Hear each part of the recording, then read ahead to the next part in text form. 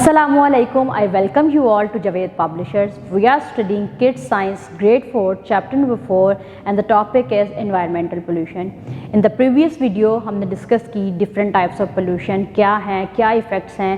अब हम देखते हैं आगे वो कौन सी मेजर्स हैं जिसे हम लोग कैरी आउट करके प्रिवेंट कर सकते हैं इस पोल्यूशन को. Let's move towards the reading of the chapter. A green house is a glass house where plants are grown.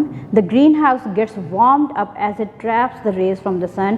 Our planet is also getting warmer like a greenhouse. Air pollution increases the amount of gases such as carbon dioxide, nitrous oxide, methane, water vapor and chlorofluorocarbons in the atmosphere. These gases form a layer around the earth. They have the property of trapping the heat of the sun as they do not allow the heat to escape into space. उससे क्या होगा जब इतनी ज़्यादा gases जो हैं वो इतनी ज़्यादा गैसेस जो हैं वो इकट्ठी होना शुरू हो जाएंगी, एक्यूमुलेट होना शुरू हो जाएंगी और एस्केप आउट नहीं हो रही. उससे टेम्परेचर बहुत ज़्यादा बढ़ना शुरू हो जाएगा. उससे क्या होगा कि हमारा अर्थ जो है वो दिन ब दिन गर्मी बढ़ती जाएगी, वार्म अप होता जाएगा.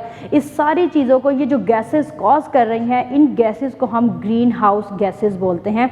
The trapping of heat by the green house gases is called green house effect. अब वो गैसेस जो उस हीट को ट्रैप कर रही हैं तो इस प्रोसेस को जो है हम ग्रीन हाउस इफेक्ट बोलते हैं. The continuous rise in the temperature of earth surface due the trapping of sun's heat is called global warming. Global warming जो है वो बहुत तेज़ी से फैलती जा रही है. अब क्या है कि जब टेम्परेचर में कॉन्टिन्यूस इंक्रीज़ आ रहा है कि आप सन की जो हीट है वो ट्रैप हो रही है, तो फिर डेफिनेट बात है कि वो ऐसी गैसेस से मिलकर बना होता है जो टेम्परेचर में इंक्रीज़ कर रहे हैं. इस सब को हम जो है वो फिर ग्लोबल वार्मिंग का नाम देंगे.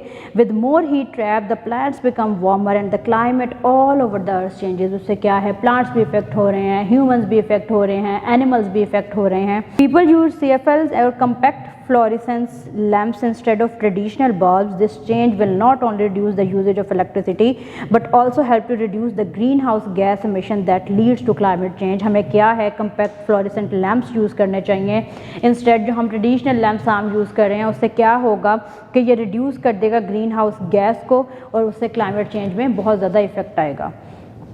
Effects of global warming. Changes in climate pattern effects plants and animals. Melting of ice in the polar regions. Definite बात है जब टेम्परेचर इतना ज़्यादा होगा, सन इतनी ज़्यादा हीट जो है वो दे रहा है, तो उससे क्या होगा कि बर्फ़ जो है वो पिघलनी शुरू हो जाएगी पोलर रीजन्स में. राइज इन सी लेवल्स, और वो फिर बर्फ़ जो है पानी बनेगी तो फिर सी लेवल जो है वो भी राइज़ करेगा. Increase in chances of blood in the coastal areas. उससे क्या होगा, फ्लड के चांसेस बहुत ज़्यादा बढ़ जाते हैं. Effects of global warming can be reduced by, कैसे, reducing the use of fossil fuels, promoting the use of alternative sources of energy. जैसे मैंने आपको बताया ट्रेडिशनल बल्ब्स के बजाय अगर आप कम्पैक्ट फ्लोरेसेंट बल्ब यूज़ करें, इस तरह और बहुत सी चीज़ें हैं जिन्हें आप यूज़ करके इन चीज़ों को कंट्रोल कर सकते हैं. For example compressed natural gas can be used in place of petrol, diesel और LPG. LPG is liquefied petroleum gas. Compact natural gas आप यूज़ करें आप पेट्रोल और डीजल की बजाय. It produces fever undesirable gases and is safer than other fuels. उससे क्या होगा कि जो एयर पोल्यूशन बहुत ज़्यादा तेज़ी से बढ़ रही है वो उस पर हम काबू पा सकेंगे. Chlorofluorocarbons have been widely used in the refrigerator and many other appliances. Chlorofluorocarbons contribute to ozone depletion in the atmosphere.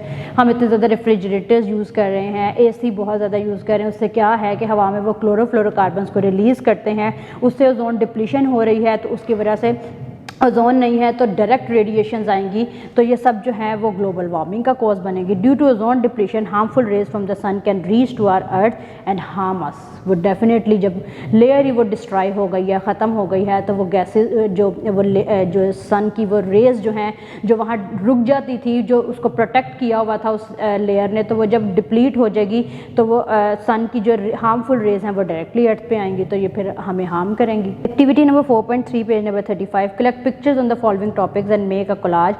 Save trees, save animals. Give your college a suitable title like Save Your Environment and display it in your class.